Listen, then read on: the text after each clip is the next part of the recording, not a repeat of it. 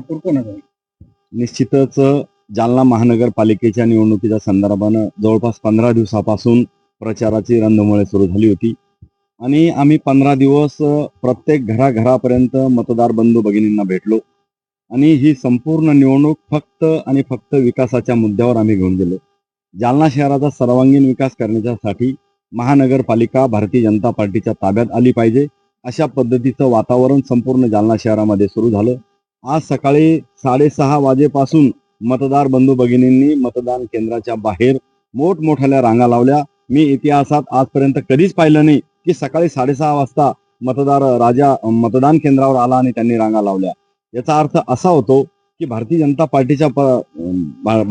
पार्टीकडे एकदा महापौर पद द्यायचंय आणि म्हणून मला ठाम विश्वास आहे 45 पेक्षा जास्त भारतीय जनता पार्टीच्या जागा निवडून येतील आणि ह्या ठिकाणी विकासासाठी जसं केंद्रामध्ये सरकार, मुंबईमध्ये राज्यामध्ये सरकार, जालन्यामध्ये सुद्धा भारतीय जनता पार्टीचं सरकार आलं पाहिजे अशा या भावनेनं संपूर्ण जालन्यातील मतदार बंधू भगिनींनी भारतीय जनता पार्टीकडे कल दिलेला आहे आणि संपूर्ण वातावरण भाजपमय जालना शहरामध्ये झालेला.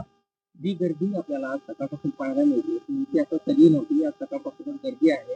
याचं जे पोल जो आहे लोकांचा तो कोणाच्या बाजूने दिसतोय तुम्हाला आणि का घडतंय त्याच्यामुळे ही गर्दी दिसते?